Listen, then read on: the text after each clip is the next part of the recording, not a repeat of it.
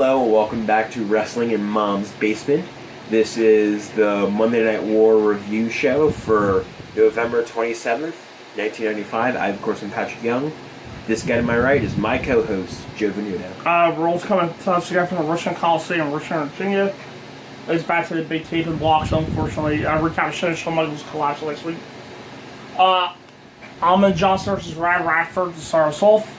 Vince pretty much has it organized him as Ahmed Johnson comes out.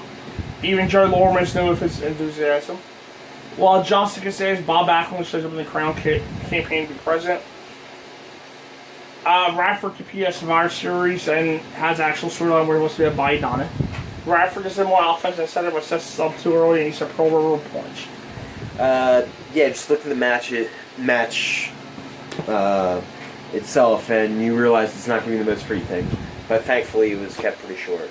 Ahmed Johnson pretty much wins with a squash. Yeah, Radford got in a few shots, but this is pretty much a squash. Jerry Lawler interviews Ahmed after a match. Apparently, Dean Douglas has issues with Ahmed and promises to teach him a lesson at the upcoming Your House event. Dean shows up to run him down, so Ahmed challenges him right now. Dean teases like he's going to fight, and officials run out to keep that apart because you gotta say that big money match for the pay-per-view. Yeah. And update, Shawn gets a video package that goes out to the attack that he suffered at Syracuse back in October. And then shows that Owens and Zaguri Doom is what really took Michaels out this week. Up next, Alundra Blaze and Kyoko Inoue versus Aja Kong and Tamako Wanatambi. These four women were part of the Survivor Series tag at the pay-per-view 8 days ago, which was pretty good. The heels attack quickly and worked over Inoue for a bit. Blaze gets the tag and slaps the hell out of Wanatambi. Blaze does all of her fancy stuff, including a pretty good arm drag on the top. Kong and Inoue get tagged, and Kong just gets to be a beast. Inoue surprised by around the turnbuckle and nail back elbow. Wanatambi comes out with a springboard body press. These girls were trying to steal the show. Yeah. Inoue runs up the top again, brings Wanatambi over with a super arm drag. They finally get Converse's Blaze and it starts to awkwardly as they kind of get stuck. Blaze tries also some second rope drop kicks that missed her third time. For some reason, did you catch this on commentary? Vince said Aja Kong? No. Vince decided to talk about Kong being a supporter of safe sex. And compares her to Princess Diana.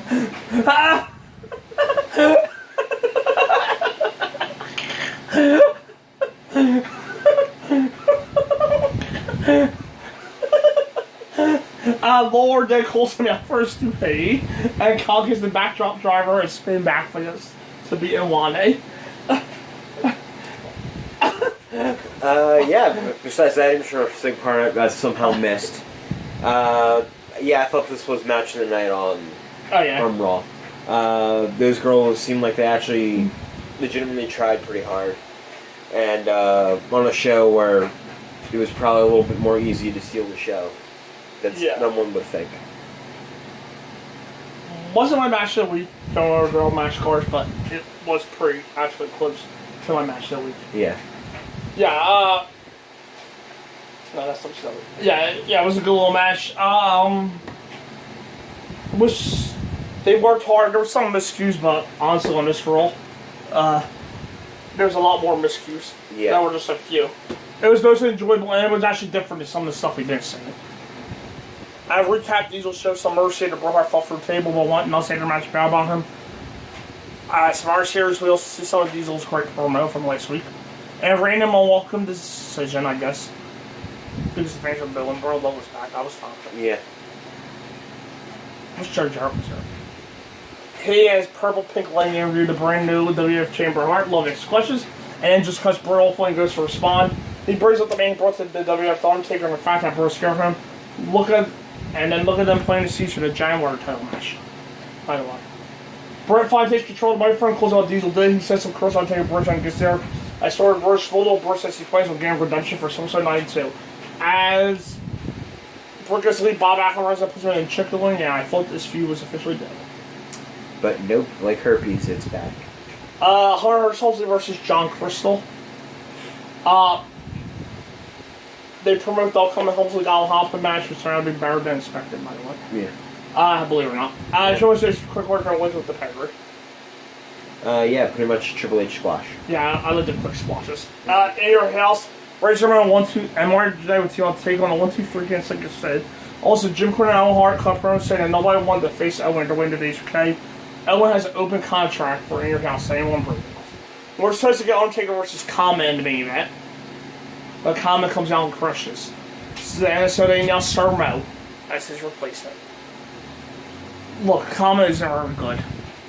No. But he's far better than Mo. Yes. Sir Mo with Kama and Teddy Yossi versus Undertaker with Bulgaria. Less than a minute and Kama attacks Undertaker outside, proving he is injured. Mo clubs away, Undertaker, and does little to no damage because he's trash. Undertaker close high step, slides outside, fights with Kama. Kama and DiBiase leave as Undertaker chokeslam. It's a little shit known as Mo. Mo starts to chokeslam like he had a seizure, and Undertaker doesn't even deem him worthy of him, so.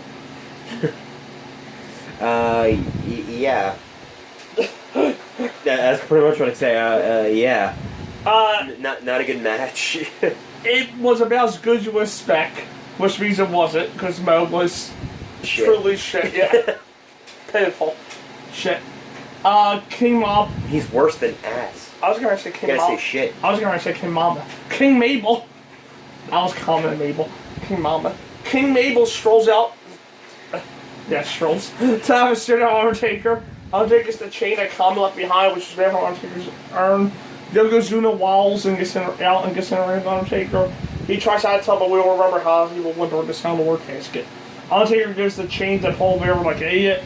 Mabel hammers him from behind, steals the chain, and actually runs away with it. Yeah, runs.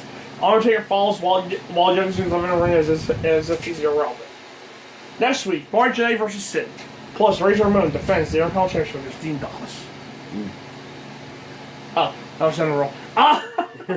Advertisement for next week. Yeah. Here's what happened at World War III.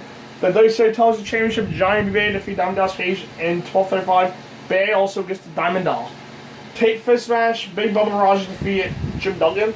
Akira Hokkaido and Bull Nakano defeated Huey Suzuki and Miami Osaki. Well, okay. Huey Suzuki. Mm-hmm. WCW Championship, Kensuke Sasaki defeat Chris Benoit. Lex Luger defeated Randy Savage, Sting defeated Ric Flair, and WCW Championship World War III match. Randy Savage defeated 59 others. So winning that time. Raw, episode 13 from the Salem Civic Center, Salem, Virginia. So we have a new WCW champion, Randy Savage. Howard is WCW, so of course there was controversy. Apparently Hulk Hogan was there for the main event. Yes, so yes. Yeah. Recap, our commentary team hunts the show before taking us to footage from last night. But Hulk Hogan and Randy Savage's theory night, Hogan was wearing yellow again, and they burned his black attire, just like they will with the Dungeon Doom. Despite them trusting Sting again, he teams with Luger killing. WCW Television Championship, Johnny B. with the Diamond Dollars, 9 out things. This is a return match on a pay-per-view. Why? No, my notes. A humble DDP comes out with no shades or cigar. It has flowers for the doll. Swerve. DDP cheap shots band lays in them. The doll holds the flowers on ringside and looks through them playing on a chain. Dumbass Mongo believes it was a bracelet. DDP calls it a chain, which she slides in under his legs into the band, who lays out DDP with finger retains. Yeah, and then she also sells the fact that you won! Right, yeah. So meaning she didn't know who to throw it to, and she just threw it. Yeah. Yeah, this is more of an angle than a match itself. Yeah, so the match really didn't matter. Most of the focus was on Kimberly. Yeah. Which there's worse things to focus on, I guess. Yeah, and this was also an angle that match. Disappointing because I both liked more. Johnny B. Bay questions her moves, even though he had no problem using the chain. Sully stops caring about her choices and just celebrates. Mean Gene Okerlund interviews Kevin Sullivan and Jimmy Hart by the stage.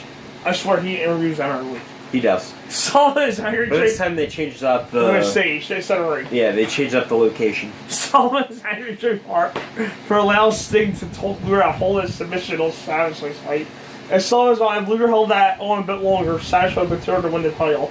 Hart eases his mind to bring up their history as friends, saying it's similar to the bomb between Sting and Luger. Up next, Kara Hokkaido and Bull Nakano with Sonny Ono versus Kiwi Suzuki and Mayumi Osaki. Okay, so fuck everyone who bought the pay-per-view last night. Yep.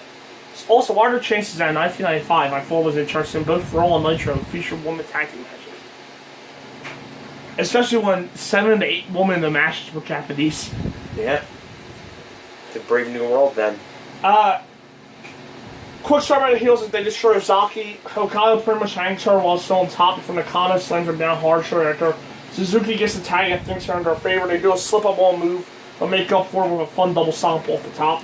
Literally, they do it at the same time. Okada misses a heel kick as Ozaki gets there near Rana. Suzuki has a miscue and takes out her partner. Things end up still outside, where Okada does a somersault plancha while things off the top. But it's hard by mistake. Nakano, I didn't realize by the way, but Nakano was in them still. Yeah. Nakano survives this time, tags Nakano, who correctly hits a double missile dropkick. She finishes off Suzuki with a fishbone buster. Yeah, and another good women's match this week on Raw and SmackDown. Or Raw and Nitro, sorry. Sorry, SmackDown, you're better than Nitro. And yes, I said that. But yeah, another very good women's tag match. Maybe a little step down from the one we've seen on Raw. I think that one was better than this one. I'm the opposite. Oh, really? Yeah. I'm not even sure if this was the best match of the week on Nitro. This was my match of the week. Oh, really? Yeah. So, differing opinions coming up. But yeah, I did think it was a good match, and I thought all four tried really hard on Nitro. I thought it was better than Raw Women's Tag. Akira Okada was the star of the match, though. The finish sequence was great that she did. Unfortunately, it was really nowhere as she comes back, once in 2 years, and becomes the only WCW Women's Champion in history. Yeah, sorry. Yeah. Alright, next, Hugh Morris versus Hulk Hogan. Hugh Morris is the newest ever doesn't do, but he isn't important enough to get Hart or Sullivan ringside. I'll give you 3 guesses to the outcome of this match. Morris gets some offense and actually looks rather impressive. He hits the leg from Aaron, Hogan kicks out. Hulk up, big bootleg drop, wash, finish, repeat. Yeah, match of the week. No, I'm kidding. It's your basic Hogan squash. That's really what you can say about it. They went out there. Hogan hit his classics, and then turned to the crowd. Yeah, it was a relatively standard squash. It was Morris to some moves, and then Hogan hulks up. Miji Aries, the new WCW champion for the first time. Randy Savage. He comes out wearing the big gold, and I gotta say, it looks good on him. Savage puts her being the only world champion around. Gene brings up the Hogan controversy, which leads to Hogan coming out. He calls Savage his brother friend. We've reminded him that the belt still says his name on it. Did the giant not get that changed? Hogan takes us to the footage from World War III, but before we see what happened, the team messes up, and we see nothing. Savage says a picture of the river fails words, but he saw nothing. The giant calls and attacks Hogan. He chokes like Savage on the concrete before taking Hogan to the ring. Sting runs after a save, and Hogan uses a chair to beat the hell out of the giant instead of hacking. Commentary questions why Sting eventually pulled Hogan away from the giant, but it seemed clear that was so they could check on Savage's condition. Our answer, Brian Pillman versus Lex Luger and Sting. The Horseman theme is the stuff of legends still. Let me sing it for everybody. Yeah, the lyrics are good. Luger takes a while to come out into the drama, but he shows up just in time. Interesting that summer one work, Luger comes in for his screaming clotheslines. It's a staple Luger matches. Sting is tied back again, plays a face in peril, while commentary continue to question if Luger's really a good guy or not. From out of nowhere, Sting rolls up Pillman for the win. Actually, to me, I thought this was match of the week. I thought this match was like mundane. I actually thought it was a little bit more exciting to me. That and I did think the women's match, it ended up being a little sloppy, a lot of parts. But this one I thought it was an exciting match that they had. I still have no idea what the hell's going on with Luger, Sting, Macho, or Hogan now. I'm still not sure of this hang on it, and it's been almost 20 years. I still have no idea where the story goes and where we're going to. Yeah. But I thought this one was exciting. I thought they were killing time till the finish. outside trying to advance the Luger Sting angle, for me, didn't do much. Flair runs down, pulls Luger off the apron, he slaps a fair form of Sting, while Anderson adds leverage. Hogan beats up Luger until Hogan makes a big save. Once Hogan does all his typical shit, because Luger's still pissed from Halloween Havoc. Sting stops it to protect his buddy, though, and Hogan and Sting argue about. Yeah, if you could tell me where this thing goes, you deserve a medal, because I have no idea where this thing goes. Raw, I'll give a 4.5.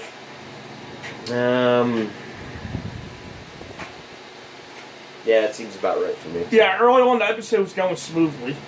No, we had a quick Ahmed Johnson match, a fun woman's tag, and then a pretty decent Bret Hart interview. And then that was the show. It would have been good. Yeah. Coming off Blindfold was the best role so far in his 2 years of existence. Last week, this is a major step down. However, the back end of the show was rough. Especially the main event, who the hell wants to see Sarmo. That is true. WCW was doing Hogan versus Sting at that time live. Well, I mean, it's when they were taping that. When they were taping that role. Mm-hmm. WCW was doing Hogan versus Sting. A little last week's show. Okay.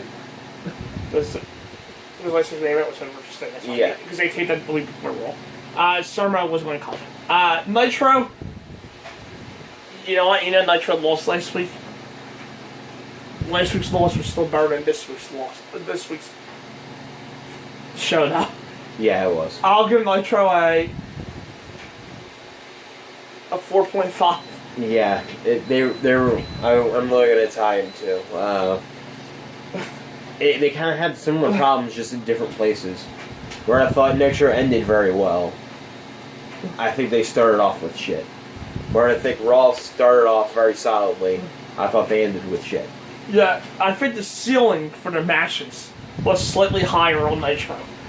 I'll go with that. Right? Yeah. With the workers they had in them. Yeah. Mm-hmm. The ceiling was higher. So I guess they disappointed more in terms of that. Yes. But the finishes were very even with WWF this week. Ironically,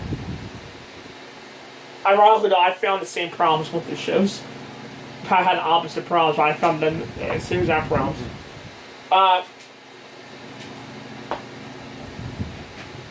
Also, like, Raw had a pretty good interview segment. The Savage one, yeah. And a good woman's tag. You mean the Heart. You said Raw had. I mean, Nitro, yeah. Nitro. Yeah, Raw had, just like Raw, they both had 2 pretty good interview segments, yeah. The Savage Giant Hogan Sting stuff was good. Yeah. I'm confused by the Hogan Savage Sting Luger stuff, though. Yeah, seriously, if any of you can tell me where this goes. The segment with the Giant was good, where Giant chokeslammed Savage and Sting was pulling Hogan away to save. Yeah, all that was good, but I was confused by the 4 faces. No, the answer can't be NWO. It's not that. No. Up next, we'll have our 2 publisher reviews and our on Saturday Night Server. Yes. See you then.